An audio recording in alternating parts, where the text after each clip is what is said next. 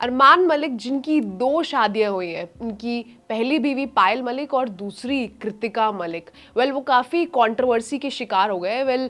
Recently big boss का grand finale जो है आने वाला है और उससे पहले बिग बॉस OTT 3 में डे 37 में अरमान मलिक ने पायल मलिक के डिसीजन पर रिएक्ट करा है, जहां पर पायल डिवोर्स की मांग कर रही हैं।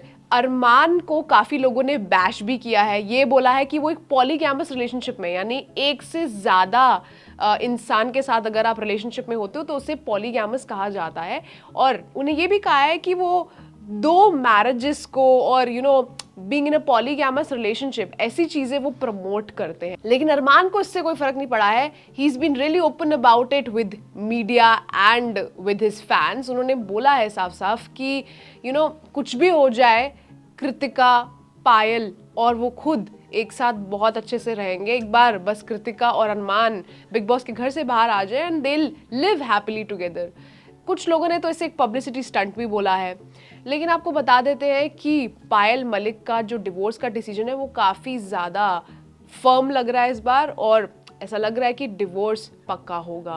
अरमान ने ये भी कहा है कि उन्हें कोई भी शर्म नहीं है अपने रिलेशनशिप्स को पब्लिक दिखाने में, क्योंकि और लोग भी ऐसा कर रहे हैं and he is very open about the way that he is leading his relationships. क्या करना चाहिए जब आपके और आपके पार्टनर के बीच में कुछ इस तरीके के डिस्प्यूट्स हो जाएं, जैसे कि अरमान मलिक और पायल के बीच में हुए, जहां पर पायल ने साफ डिवोर्स मांग लिया। चलिए जानते हैं।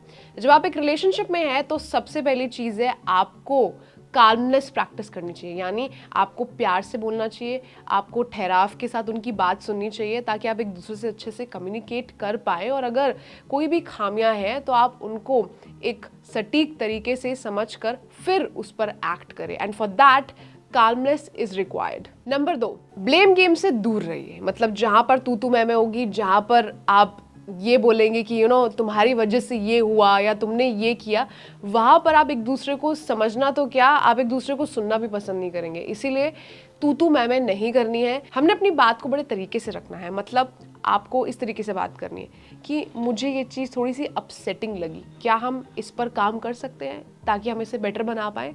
This will be a better approach. Number 3, look for deeper issues. मतलब जो सरफेस पर है उसको तो देखना ही है, लेकिन इससे ज़्यादा जो अंदर चल रहा है उसे भी देखना है। यानी आपके पार्टनर को कैसा फील हो रहा है, उनकी कुछ ऐसी इमोशनल या फिर कुछ फिजिकल नीड्स है जो आप फुलफिल नहीं कर पा रहे, जिसकी वजह से वो आपसे बहुत खफा रहते हैं। जैसे कि इस केस में अरमान मलिक ने जब दूसरी शादी करी तो पायल मलिक काफ़ी ज़्यादा खफा हो गई थी उनसे, और उन्हें इस डिसीजन के साथ टर्म्स पर आने के लिए काफ़ी ज़्यादा वक्त लगा था, जैसा कि उन्होंने पहले भी अपने कुछ इंटरव्यूज़ में कोट किया है, और वो इस डिसीजन से हैप्पी नहीं थी। तो हो सकता है यही रीज़न हो कि आपका पार्टनर भी कुछ ऐसा आप कर दो और वो इस चीज़ को ना ले पाए अच्छे से। तो इसलिए to make them aware beforehand what you are planning is very important. So look deeper into whatever you are doing, keeping in mind कि आप सामने वाले की needs को भी कंसिडरेशन में ले रहे हैं। वर्क एज अ टीम, यानी कि आपका पार्टनर आपसे प्यार तो करेगा ही, लेकिन उसे आपका सबसे अच्छा दोस्त भी बनना पड़ेगा ताकि आप साथ में मिलकर अच्छे से काम कर पाएँ। Beat house work, beat official events और एनीथिंग एल्स, आपका साथ में होना ज़रूरी है ताकि आप एक दूसरे को अच्छे से समझ पाएंगे। कुछ आप सुनेंगे, कुछ वो सुनेंगे, इस तरीके से केमिस्ट्री बिल्डअप होगी and you will be able to build a strong relationship. And lastly, consult a therapist. अगर इन सब चीज़ों को फॉलो करने के बाद भी आपके मैरिज में, आपके रिलेशनशिप में मिठास नहीं आई है तो you should definitely seek a therapist. Why? Because they'll help you understand the deep rooted issues you both have. और जब आप समझने की कोशिश करेंगे, आपको पता लगेगा कि प्रॉब्लम की जड़ कहाँ से आ रही है, तो आप उसको ज़्यादा अच्छे से डील कर पाएंगे।